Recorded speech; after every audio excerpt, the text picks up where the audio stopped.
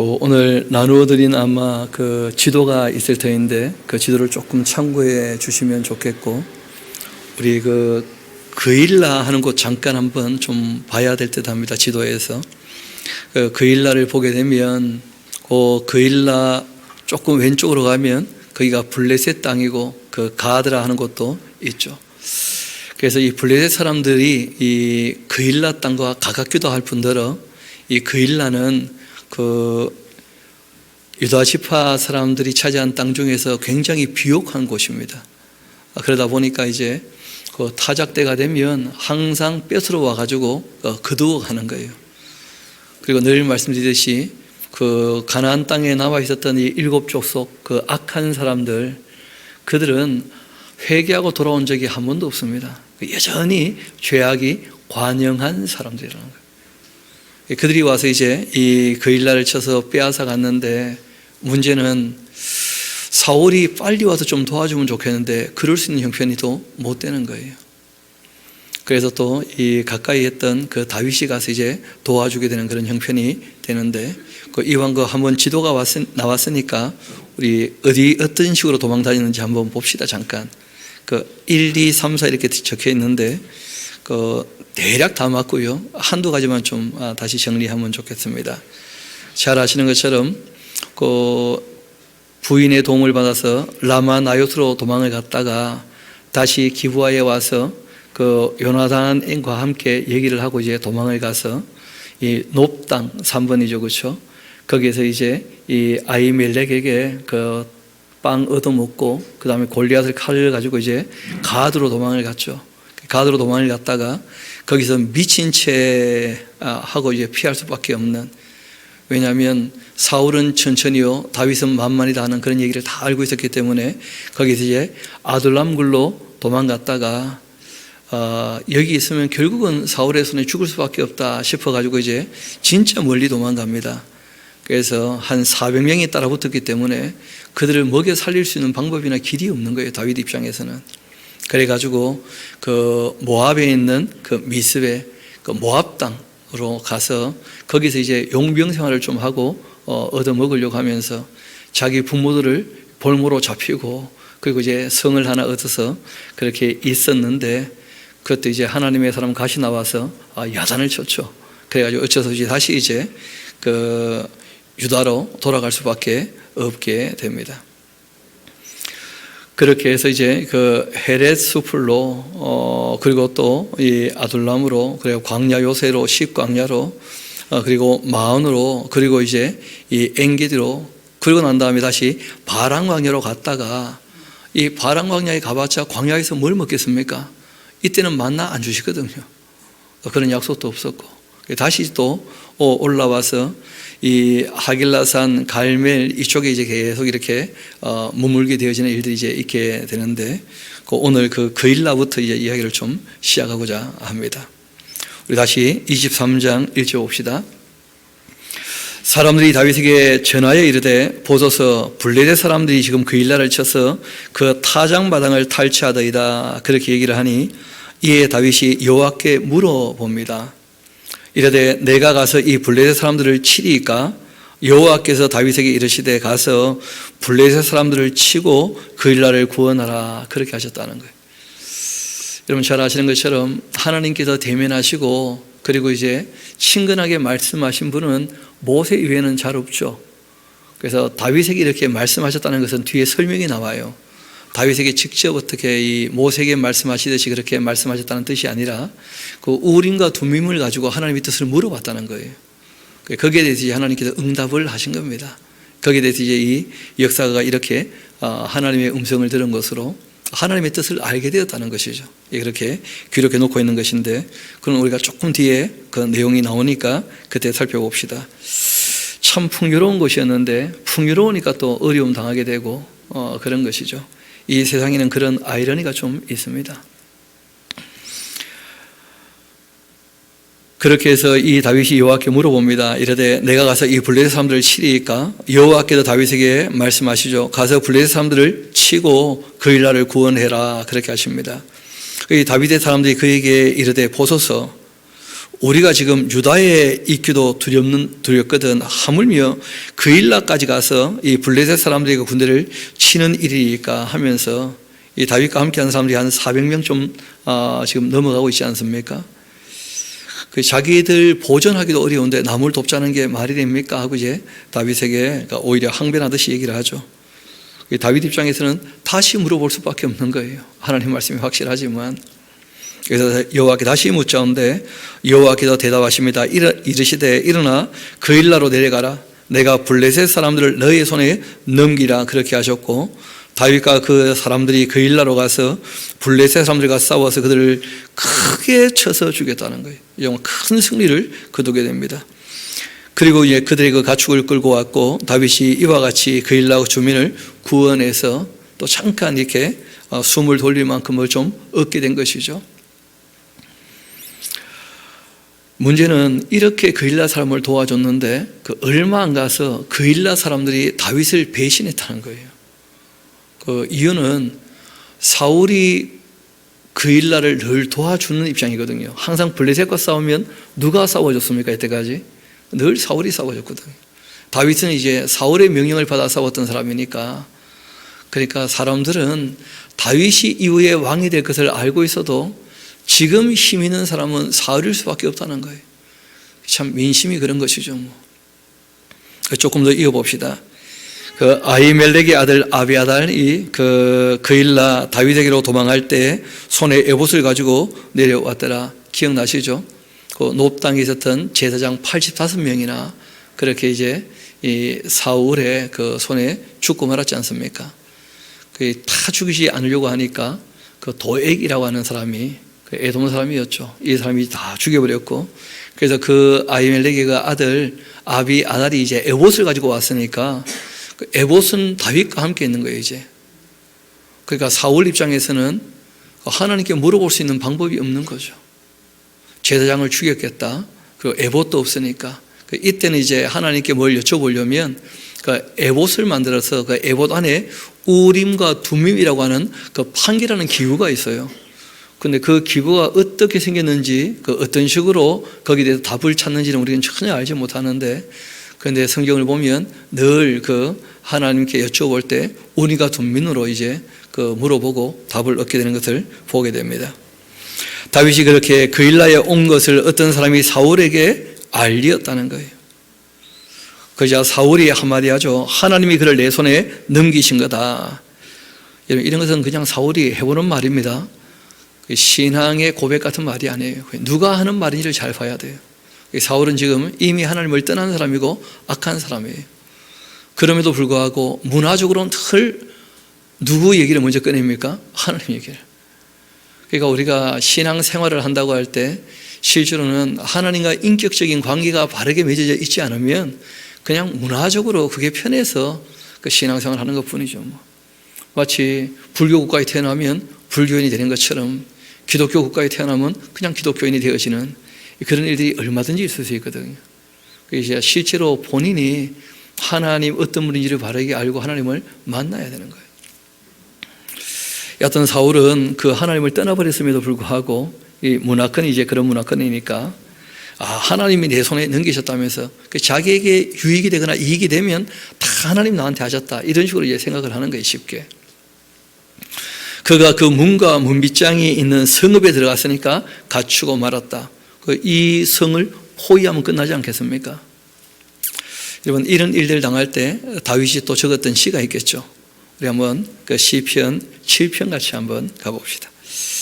옛날 그 어른들이 머리 검은 짐승은 거두는 게 아니다, 뭐 그런 말씀을 하셨다는데, 참 동물들은 오히려 배신을 하거나 배반하는 일이 잘 없는데 사람들은 그 배신하는 것이 오히려 도움을 받았는데 갚을 길이 없으면 배신하는 경우도 있다는 거예요. 우리 시편 7편 같이 한번 가봅시다.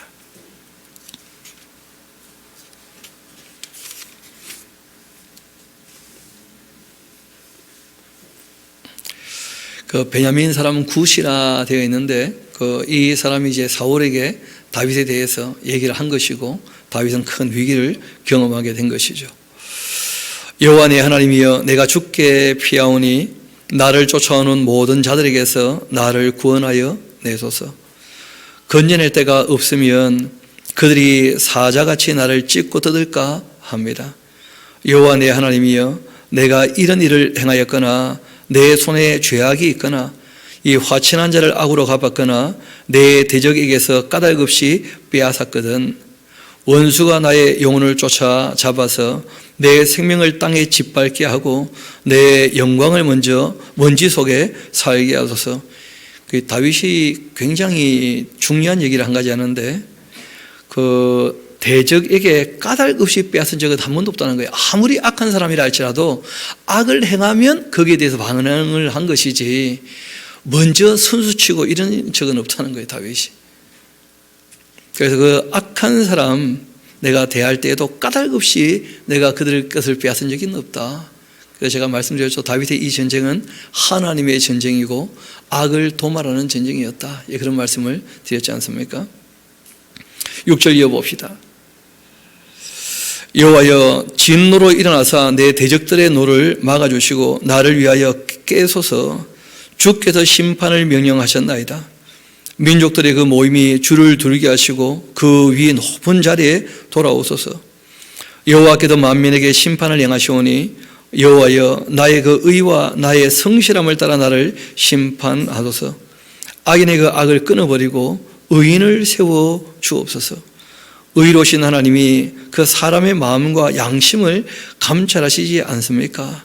이분은 늘 마음과 양심을 깨끗하게 하려고 애를 썼다는 거예요.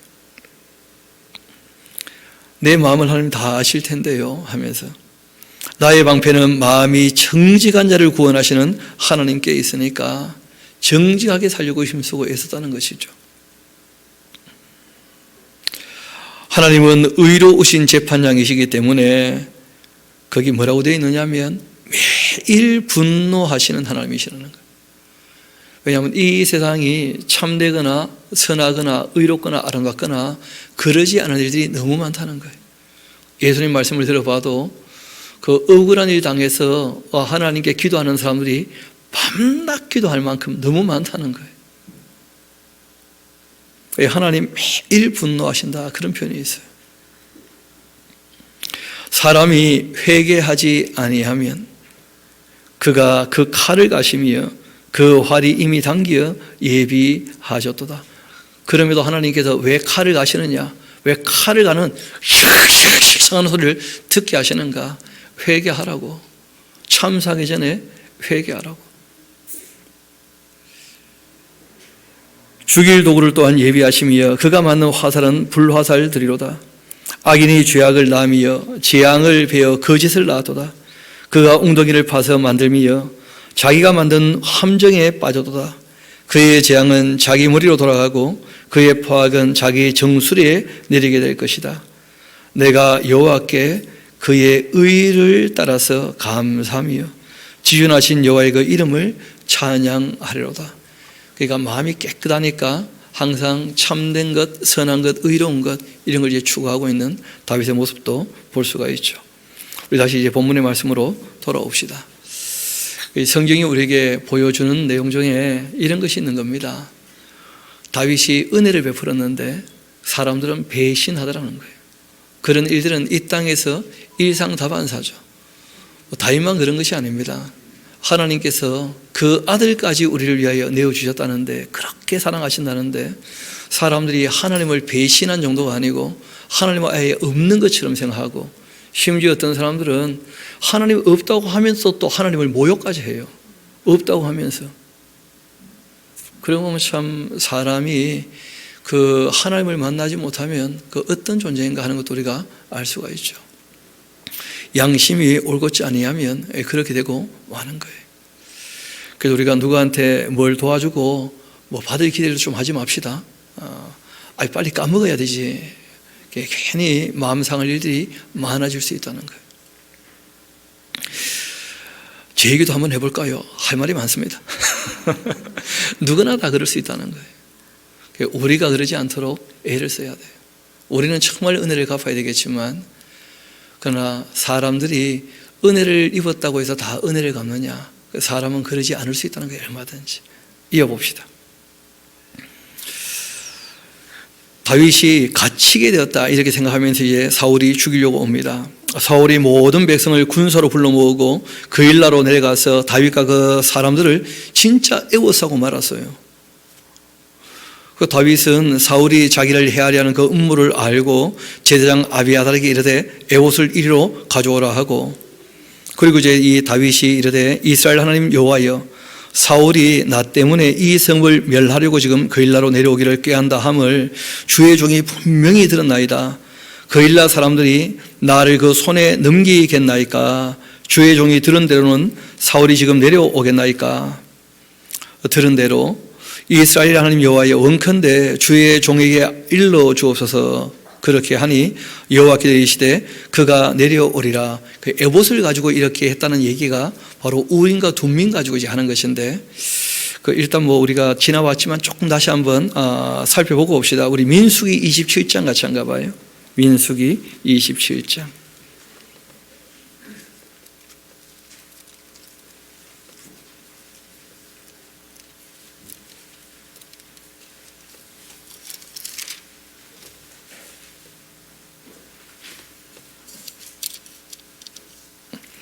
그 21절 한번 봅시다.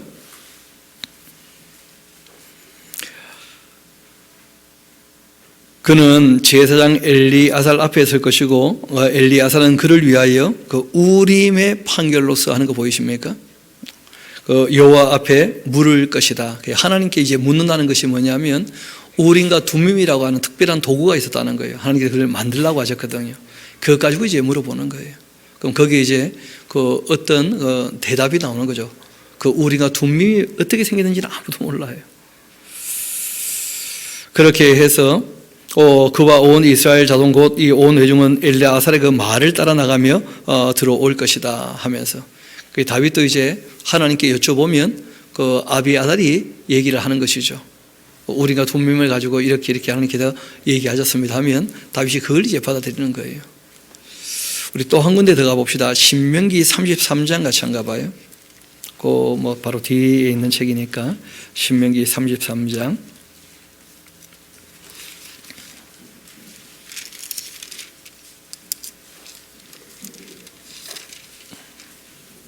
17절쯤 될 것 같은데요. 죄송합니다. 8절입니다. 8절. 레위 사람에 대하여 말씀하신 것이죠. 그 주의 둠민과 그 우림이 주의 경건한 자에게 있도다. 주께서 그를 마사에서 시험하시고 무리와 물가에서 그와 다투셨도다. 우림과 이 둠밈이라고 하는 것 누구에게 두셨다는 거예요? 레위 사람, 그 제사장에게. 그래서 이제 그 제사장이 에봇 안에 있는 우림과 둠밈을 가지고 하나님께 이제 여쭤보면 그 응답을 받게 되는 거죠. 여하튼 지금은 이제 큰 위기를 겪게 된 겁니다. 성 안에 있는데 성을 둘러쌌다고 하니까 지금 도망가야 됩니까 말아야 됩니까 이제 물어본 거죠. 이어봅시다. 지금 이제 에워싼 것은 아니고 이제 에워싸러 오고 있는 중이거든요. 계속 올지 안 올지 이제 물어보는 것인데, 다시 23장 11절 한번 봅시다. 그일라 사람들이 나를 그의 손에 넘기겠나이까? 주의 종이 들은 대로 사울이 지금 내려오겠나이까? 이스라엘의 하나님 여호와여, 원컨대 주의 종에게 일러 주옵소서. 그렇게 하니 여호와께서 말씀하십니다. 그가 내려올 것이다. 다윗이 이르되 그일라 사람들이 나와 내 백성들을 사울의 손에 넘기겠나이까 하니 여호와께서 이르시되 그들이 너를 넘기리라. 그렇게 하셨습니다. 이 앞에는 전제가 있는 거예요. 그게 무슨 말이냐면 계속 머물러 있다면이라고 하는 전제가 있는 거예요. 하나님께서 지금 내려온다고 말씀하셨잖아요. 그런데 조금 있다 보면 안 내려와요. 왜냐하면 다윗이 도망갔다는 얘기를 들었는데 왜 내려오겠습니까? 그러니까 우리가 미래의 일이라고 하는 것은 그 미래 알아두는 게 아무 의미가 없다는 거예요. 지금 어떻게 하느냐에 따라서 미래가 바뀌는 것이 아니라 그때 미래가 결정되거든요. 그래서 하나님께서도 신후사를 묻지 말라는 거예요. 미래의 일에 대해서 알아서 뭐 할 거냐는 거예요. 길흉에 대해서. 왜냐하면 지금 하는 것 때문에 미래는 어떻게 될 수 있습니까? 얼마든지 바뀔 수 있어요. 바뀐다기보다는 그때 미래가 결정되는 거예요. 지금 우리가 하는 거 봐서. 그래서 하나님께서 이미 계획하신 미래는 예정하신 그대로 이루어지지만 사람들과 함께 만들어 가신 이 인간의 역사라고 하는 것은 사람 하는 것 따라서 얼마든지 바뀌어나는 거예요. 얼마든지. 그리고 우리가 앞에서 여러 군데 이제 찾아보게도 하셨었는데 마찬가지 내용이기도 하죠. 하나님께 여쭤봤더니 그 사울이 온다는 거예요. 그일라 사람들이 넘길 거라는 거예요. 13절 이어봅시다. 그래서 다윗과 그의 사람 600명가량이 일어나 지난주 400명이었는데 많이 늘었죠. 우리도 이렇게 늘면 참 좋을 텐데 그렇죠? 600명가량이 일어나서 그일라를 떠나 갈 수 있는 곳으로 갔는데 갈 수 없는 곳으로 못 가니까 갈 수 있는 곳으로 가죠. 그 다윗이 그일라에게 피한 것을 어떤 사람이 사울에게 말하며 그 사울이 그 가기를 그쳤다고 되어 있잖아요. 그래서 왜 하나님 말씀대로 안 내려왔는가? 그게 아니고 그 전제가 있다니까요. 거기 남아 있다면 내려올 거라는 거예요. 그러니까 떠났으니까 이제 안 내려오는 것 뿐이죠. 이어봅시다. 다윗이 그 광야의 요새에도 있었고 또 이 십광야 산골에도 머물러 있었는데 사울이 매일 또 찾기도 합니다. 하나님이 그를 그의 손에 넘기지 아니하셨어요. 하나님이 지키고 보호해 주시는 거예요. 사울이 잡으려면 얼마든지 잡을 수 있을 것 같은데 그 참 이상하게 다윗이 빠져나가는 거죠. 누가 봐도.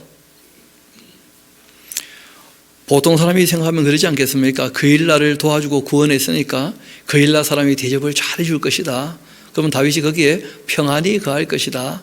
다 그렇게 생각할 텐데 그럴 때 사울이 오면 당연히 잡히는 것인데 근데 전혀 그렇게 되어지지 않는 것을 봅니다.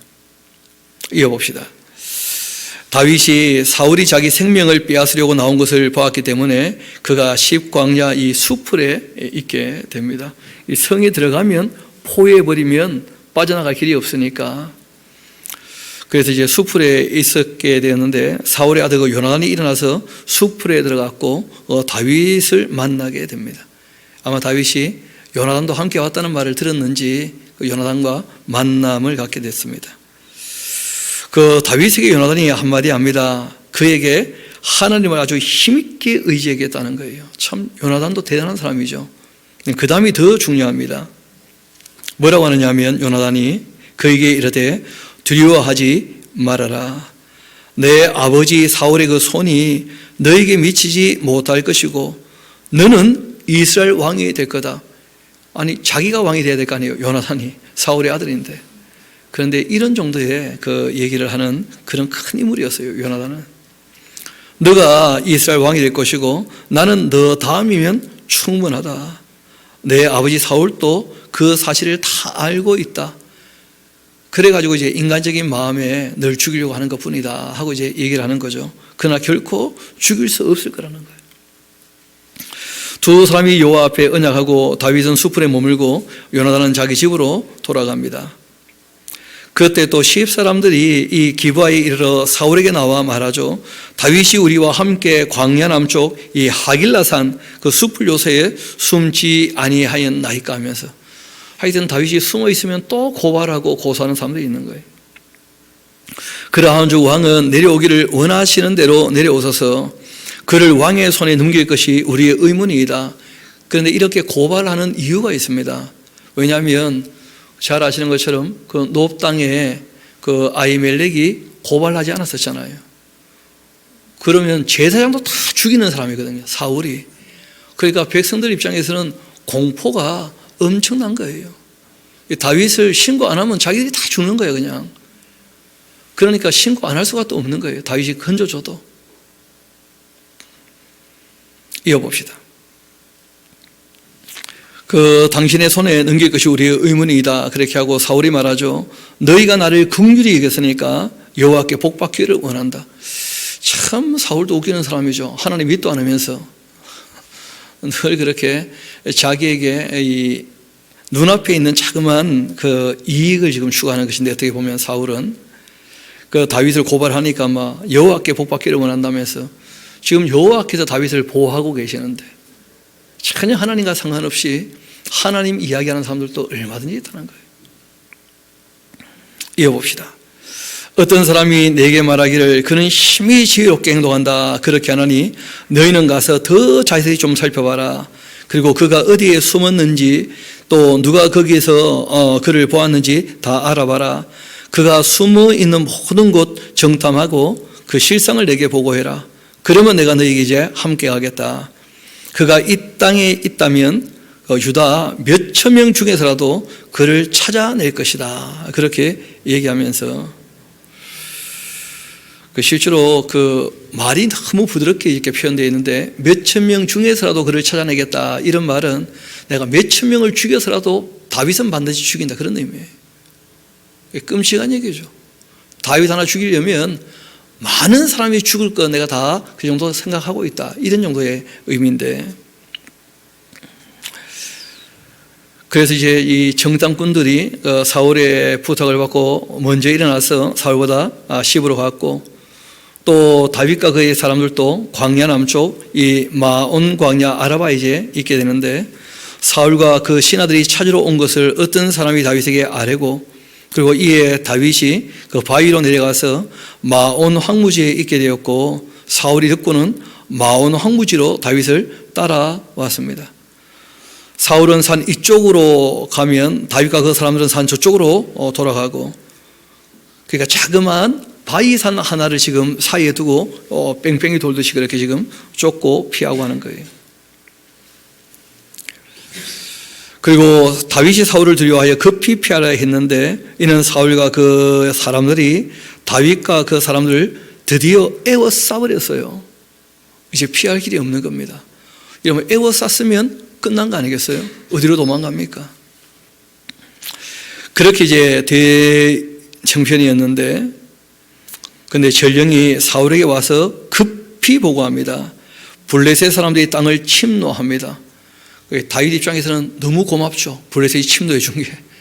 평소에는 침노하는 것이 다 내 동족을 괴롭게 하는 것이니까 마음에 안 드는데 또 본인 입장에서는 이번에는 블레셋이 침노해 왔기 때문에 사울이 돌아간 거예요.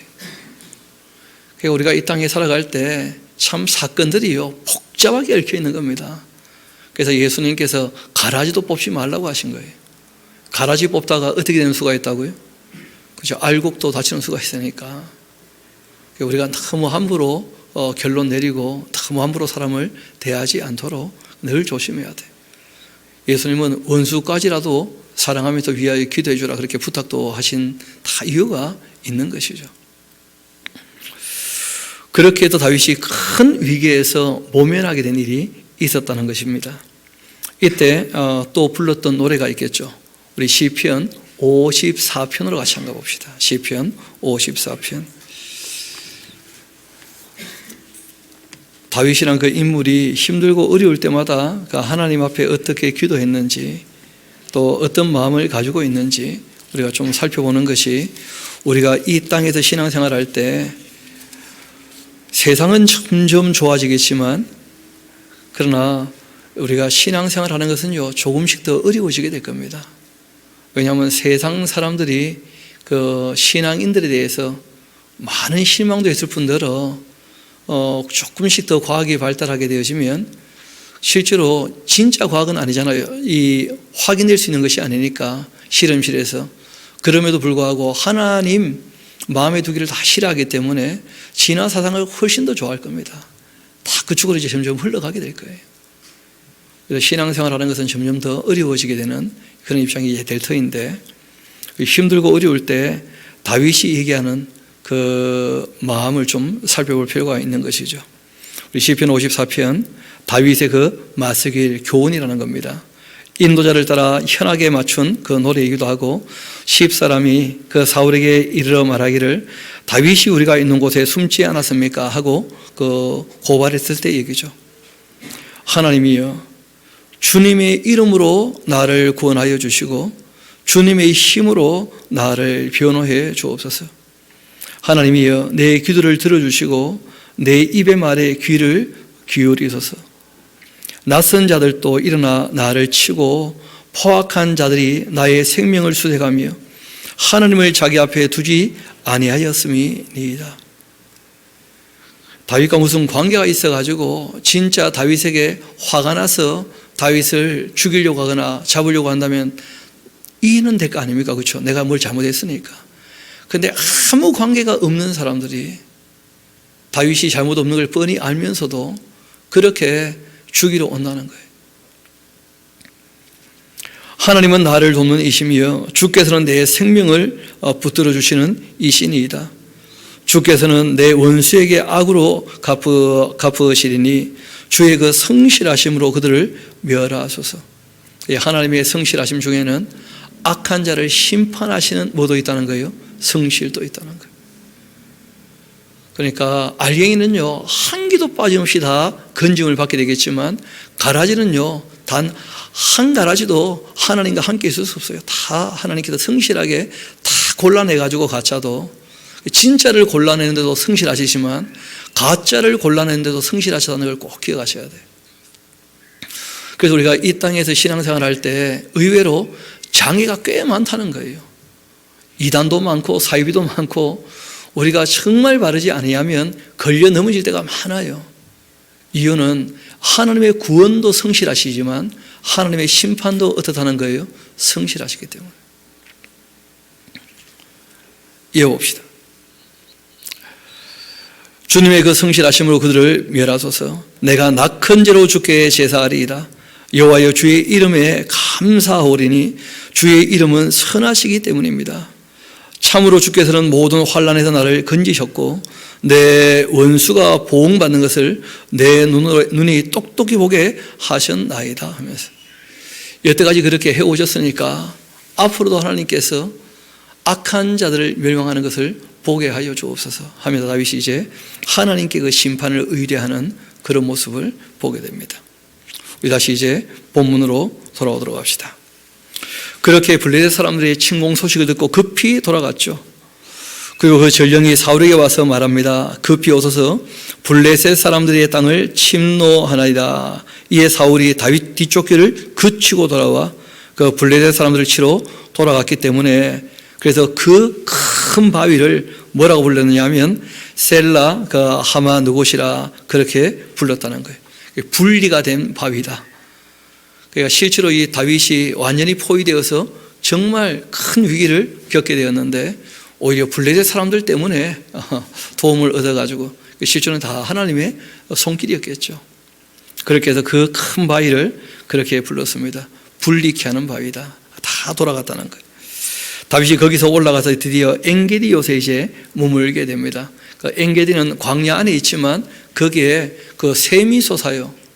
그리고 그 샘의 물이 꽤 많습니다. 그러니까 또 600명 정도가 그 머물만 하기도 합니다.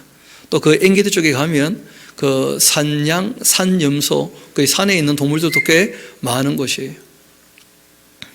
24장 이어봅시다. 사울이 블레셋 사람을 쫓다가 돌아왔고 어떤 사람이 그에게 말하이르되 보소서 다윗이 지금 엔게디 광야에 있더이다. 그렇게 보고를 합니다. 사울이 온 이스라엘에게서 택한 사람 3,000명이나 거느리고 다윗과 그 사람들을 찾으러 들염소 바위로 갈세. 그러니까 들염소도 많고 하니까 거기에 이제 그 이름을 한 바위가 또 있는 거죠. 걔가 그 양의 우리에 이른즉 굴이 있는지라. 그 사울이 뒤를 보러 들어갔는데 그 다윗과 그 사람들이 그 굴 깊은 곳에 있었다는 거예요. 뭐 뒤를 보러 발을 가리러 하는 것은 뭐 잠을 잔다든지 아니면 용변을 본다든지 뭐 그런 왕이 무슨 일을 할 때 그 보통 사람들이 보지 않아야 될 일을 하게 되면 그럼 보통 이제 뒤를 보러 또는 발을 가리러 들어간다 그렇게 되어 있죠. 다윗의 그 사람들이 이르되 보소서 여호와께서 당신에게 이르시기를 내가 원수를 너의 손에 넘길 테니까 너의 생각에 좋은 대로 그에게 행하라 그렇게 하시더니 이것이 그날입니다. 그렇게 했더니 다윗이 일어나서 사울의 그 겉옷자락을 가만히 베었다는 거예요. 그러니까 뭐 용변을 보든지 잠을 자든지 겉옷을 일단 벗어야 될 거 아닙니까? 그러니까 이제 그 옷 깃을 자른 것입니다. 그러한 후에 이 사울의 옷자락 뱀으로 말미암아 다윗이 마음이 찔렸다는 거예요. 그리고 자기 사람들에게 이런 말을 합니다. 내가 손들어 여호와의 그 기름 부음을 받은 내 주를 치는 것 이건 여호와께서 금하시는 거다. 그는 여호와의 그 기름 부음을 받은 자 되기 때문이다. 그렇게 하고는 다윗이 이 말로 자기 사람들을 금합니다. 절대 사울을 해치지 못하도록. 그리고 사울을 해하지 못하게 했고 사울이 일어나 굴에서 나가서 자기 길로 갔다는 거예요. 그 사람들이 늘 얘기하는 거 보면 하나님 이름으로 어떤 사건을 해석하는데 자기 욕심이 들어가 있는 경우가 많다는 거예요. 그러니까 부하들은 뭐라고 얘기합니까? 하나님이 드디어 사울을 우리 손에 맡긴 겁니다. 하나님께서 다 그렇게 이제 생각을 하는 거 아니겠어요? 그런데 다윗은 하나님이 기름 부어 세운 사람이라면 하나님께도 손대셔야지 우리가 손 안 대는 게 그게 옳은 것이다. 절대 손대지 마라. 하나님은 그런 다윗을 좋아하셨다는 거예요. 그래서 이런 이제 그 신조를 세워놓고 이걸 지조 있게 끝까지 지켜가는 거예요. 이럴 때 다윗이 크게 깨닫게 되는 것이 한 가지가 있습니다. 그게 뭐냐면 정말 하나님께서 옛날 그 사무엘을 보내서 기름 부어서 왕이 될 거다 말씀하셨는데 나를 이렇게 지키고 보호해 주시는 거 보니까 정말 나를 왕으로 세우실 모양이구나 하는 그 마음이 확실히 들었던 모양입니다. 그래서 이러할 때 불렀던 그 노래가 있어요. 우리 시편 57편으로 같이 한번 가봅시다. 시편 57편입니다.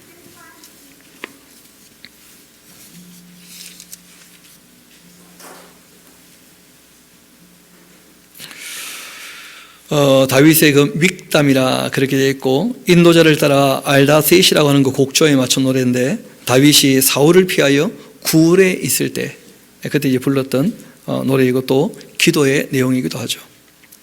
하나님이여 내게 은혜를 베푸소서 내게 은혜를 베푸소서 내 영혼이 주께로 피하되 주의 날개 그늘 아래에서 이 재앙들이 지나기까지 그렇게 피하리이다. 내가 지존하신 하나님께 부르짖음이여 곧 나를 위하여 모든 것을 이루시는 하나님께로다. 그가 하늘에서 보내사 나를 삼키려는 그 자의 그 비방에서 나를 구원하실지라. 하나님이 그의 인자와 진리를 보내시리로다. 내 영혼이 사자들 가운데에 살며 내가 불사르는 자들 중에 누웠는데 그 사람의 그 아들들 중에라. 그들의 그 이는 창과 화살이요 그들의 그 혀는 날카로운 칼 같은데 하나님이여 주는 하늘 위에 높이 들리시며 주의 영광이 온 세계 위에 높아지기를 원합니다. 너무 많은 위험 가운데 본인이 놓여 있지만 하나님의 돌보심과 보호하심을 경험한다는 거예요. 이어 이렇게 이야기합니다. 그들이 내 걸음 막으려고 그물을 준비하였는데 내 영혼은 억울한 일이 너무 많다는 거예요. 그들이 내 앞에 웅덩이를 팠는데 그러나 자기들이 그 중에 빠지게 될 것이다. 이런 많은 일들을 경험하면서 이 다윗이 얘기를 하죠. 하나님 내 마음이 확정되었고 내 마음이 확정되었사오니 내가 노래하고 내가 찬송하리이다. 내 영광아 깰지어다 비파야 수고마 깰지어다 내가 새벽을 깨우겠다. 이런 것은 이제 역사 가운데에서 자기 책임을 이분이 확실하게 깨닫고 사명에 대하여 고취하는 그런 표현들이죠. 역사의 새벽을 내가 새로운 시대를 한번 열어보겠다 정말. 그런 마음을 가지고 이제 이런 노래를 부르고 있는 것입니다. 하기야 뭐 요나단까지 와가지고 절대 아버지는 너를 죽이지 못할 거고 내가 있는 이상 그리고 너가 앞으로 왕이 될 거고 나는 너 다음이다. 그러니까 아시는 것처럼 사울은 이미 늙었고 다윗은 아직 젊으니까 뭐 세월이 지나면 시간이 이제 다윗을 또 이기게 해줄 거 아닙니까 어차피. 그러니까 다윗 입장에서는 내가 이제 준비를 제대로 해야 되겠다 그런 마음이 확실히 있었던 것 같아요. 주여 내가 만민 중에서 주께 감사하며 문 나라 중에서 주를 찬송하리이다. 무릇 주의 인자는 커서 하늘에 미치고 주의 진리는 궁창에 이르나이다. 하나님이여 주는 하늘 위에 높이 들리시고 주의 영광이 온 세계 위에 그러니까 적어도 그 이스라엘 나라 제사장 나라에 대한 사명에 대한 인식이 있다는 거예요. 적어도 본인이 이 이스라엘의 왕이 된다면 하나님의 그 영광이 온 세계 위에 높아지기를 원합니다 하는 마음을 가지고 일하기로 했다는 거죠. 우리가 아직 젊다면 젊다는 말이 무슨 말이냐면 다 숫자가 아니고 마음에 있는 겁니다. 우리가 다 젊다면 우리의 앞으로의 모든 삶도 다윗 같은 그런 고백이 있게 되기를 소망합니다. 하나님의 그 영광이 온 세계 위에 높아지기를 하는 그런 마음을 가지고 우리가 우리의 삶을 살아간다면 우리가 왕이 아니라 할지라도 왕 같은 제사장으로 우리가 하나님 앞에서 우리 사명을 다 감당하는 것이겠죠. 다시 본문의 말씀으로 돌아오도록 합시다. 24장 8절입니다. 그 후에 이 다윗도 일어나 굴에서 나가 사울의 뒤에서 외쳐 말합니다. 내 주 왕이여 하며 그 사울이 돌아보는지라 다윗이 땅에 엎드려 절을 합니다. 여전히 사울이 자기의 뭐라는 거예요? 왕이라는 거예요. 다윗이 사울에게 말하죠. 보소서 다윗이 왕을 헤아려 한다고 하는 그 사람들의 말을 왕은 어찌하여 듣고 계십니까? 오늘 여호와께서 굴에서 이 왕을 내 손에 넘기신 것 왕이 아셨을 것입니다. 어떤 사람이 나를 권하여 왕을 죽이라 그렇게 했는데 내가 왕을 아껴 말하기를 나는 내 손을 들어 내 주를 해하지 아니하리니 그는 여호와의 그 기름 부음을 받은 자이기 때문이라 그렇게 하였나이다. 내 아버지여 보소서 내 손에 있는 그 왕의 옷자락을 보소서 내가 왕을 죽이지 아니하고 겉옷자락만 베었은즉 내 손에 이 악이나 죄가가 없는 줄을 오늘 아실지니이다. 왕은 내 생명을 찾아 헤아려 하시나 나는 왕에게 범죄한 일이 없나이다. 정말 이런 자세가 원수를 사랑한다는 것이 무엇인지를 보여주는 거예요. 예수님께서 말씀하신 대로 원수를 사랑했던 그 실존 인물이 바로 다윗 같은 인물이었어요. 이렇게 다윗은 사울을 살려주는데 사울은 참 고마워했겠죠. 그리고 또 조금 있으면 또 잡으러 와요. 또 죽이려고. 그럴 때마다 놀랍게도 이 다윗은 또 사울을 살려주는 거예요. 이어봅시다. 여호와께서는 나의 왕 나와 왕 사이를 판단하사 여호와께서 나를 위하여 왕에게 보복하시려니와 내 손으로는 왕을 해하지 않겠나이다. 왕뿐 아니고 우리가 우리 손으로 아무도 해하지 않게 되기를 소망합니다. 심지어 나를 죽이라는 사람까지라도 그것이 성경이 우리에게 교훈하는 내용이에요. 하나님께서 그런 다윗을 기뻐하셨다는 거예요. 자기를 정말 죽이려고 하는 사람인데 다윗은 죽일 기회가 왔지만 손대지 않고 해하지 않았다는 거예요. 이어봅시다.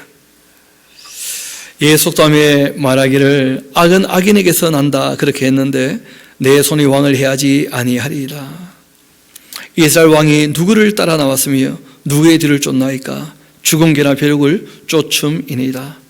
그런즉 여호와께서 재판장이 되셔서 나와 왕 사이를 심판하사 나의 사정을 살펴 억울함을 풀어주실 것이고 나를 왕의 손에서 건지시기를 원하나이다. 그렇게 얘기하면서 하나님이 신원, 그 억울함을 풀어주실 것이다 하는 것을 확실히 이분은 고백하고 있죠. 그래서 우리가 예수님의 말씀도 좀 기억을 해야 돼요. 기도했다면 뭐 하지 말라는 거죠? 낙심하지 말라는 거예요. 이 세상에 억울한 일들이 너무 많겠지만 낙심을 하지 말라는 거예요. 실제로 그 실제 인물이 또 누구겠습니까? 다윗 같은 인물이에요. 고난당할 때, 어려움 당할 때 자기를 헤아려 하는 사람이 자기를 찾아 굴에 따라 들어왔을 때에도 이분은 낙심하지 않습니다. 낙담하지 않고 오히려 뭐라고 얘기하느냐 하면 내가 새벽을 깨우리로다. 내 마음이 확정되고 확정되었사오니 내가 새벽을 깨우리로다. 힘들고 어려울 때 오히려 하나님을 바라보면서 힘을 내는 거죠.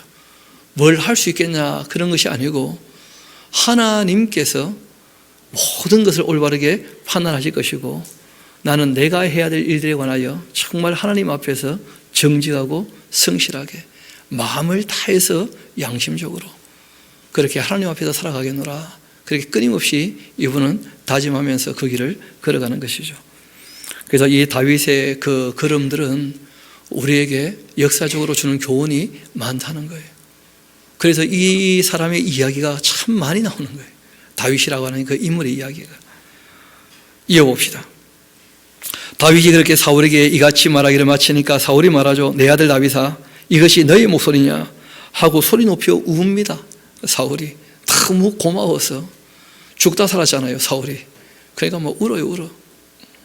다윗이 이르되 다윗에게 말하죠. 나는 너를 학대하는데 너는 나를 선대하니 너는 나보다 참 의롭다.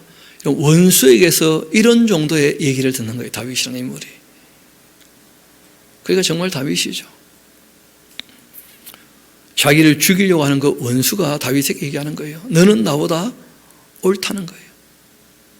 의롭다는 거죠. 너가 나 선대한 것 오늘 나타냈나니 여호와께서 나를 너의 손에 넘기셨지만은 그러나 너가 나를 죽이지 아니한 것이다. 그러니까 죽이려면 죽일 수 있습니까? 없습니까? 있잖아요. 하나님께서 다윗이 어떻게 하는지를 보신다는 거예요. 그 결정은 누가 하는 거예요?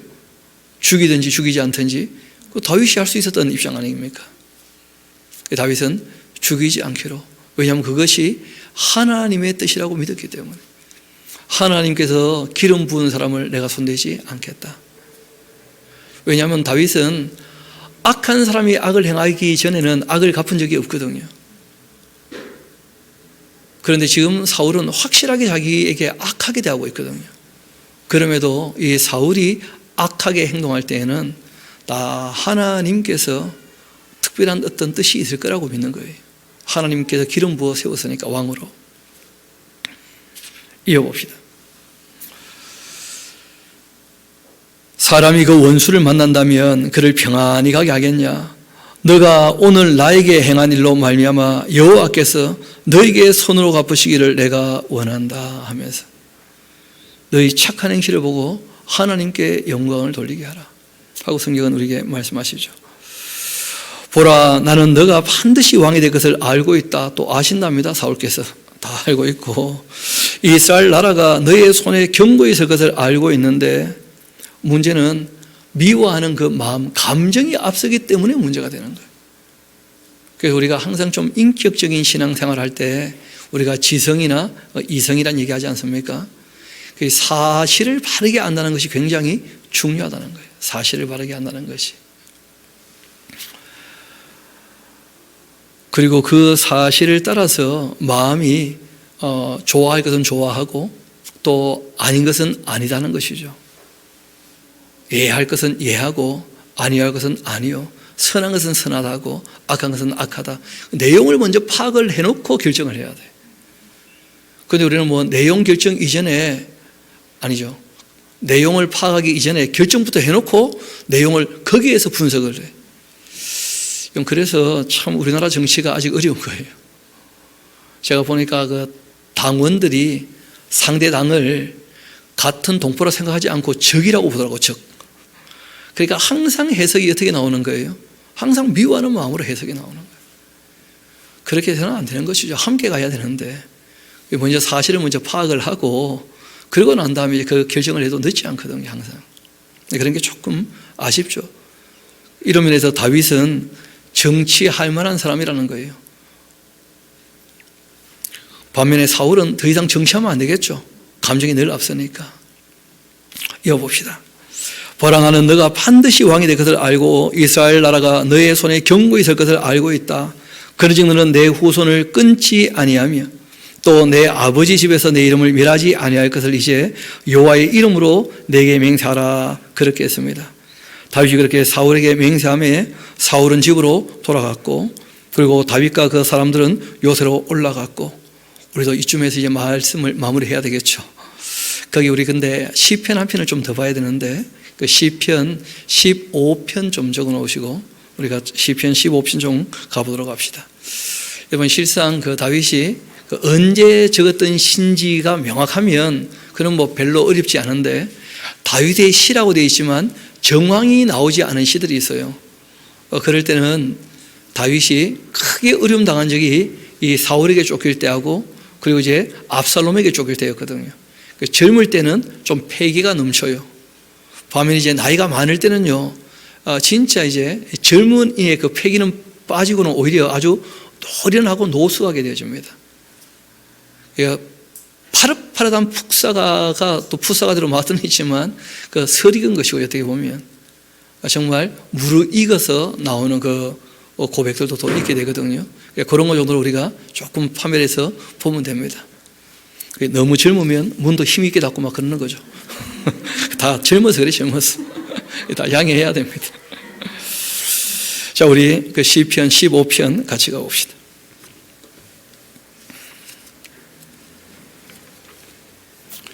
참 우리가 즐겨 읽는 시이기도 하고 또 여러 번 우리가 같이 살폈던 시이기도 합니다만은 우리 한번 그 5절밖에 안 되니까 같이 한번 읽어봅시다. 그리고 우리가 이 내용들을 우리 마음에도 꼭 새겨놓을 수 있으면 좋겠습니다. 같이 봉독하도록 하시겠습니다. 여호와여, 주의 장막에 머무를 자 누구 오며 주의 성산에 사는 자 누구 오니이까? 정직하게 행하며 공의를 실천하며 그의 마음에 진실을 말하며 그의 혀로 남을 허물하지 아니하고 그의 이웃에게 악을 행하지 아니하며 그의 이웃을 비방하지 아니하며 그의 눈은 망령된 자를 멸시하며 여호와를 두려워하는 자들을 존대하며 그의 마음에 서원한 것은 해로울지라도 변하지 아니하며 이자를 받으려고 돈을 꾸어주지 아니하며 뇌물을 받고 무지한 자를 해하지 아니하는 자이니 이런 일을 행하는 자는 영원히 흔들리지 아니하리이다. 아멘. 해로울지라도 이렇게 번역이 되어 있기는 한데 나에게 손해가 된다 할지라도 그런 정도의 의미죠. 그렇죠? 해롭다는 말은 여러 가지 의미가 될 수 있으니까 그래서 나에게 손해가 있다 할지라도 약속을 했다면 꼭 지키겠다 이런 의미인데 그 다윗이라는 인물이 정말 그렇게 한 것이죠. 사울을 살려주는 바람에 얼마나 그 도망다닌 세월이 길어집니까? 그 초창기에 죽일 기회가 있었었는데 근데 전혀 그러지 않잖아요. 그래서 그 세월이 10년 세월이었어요.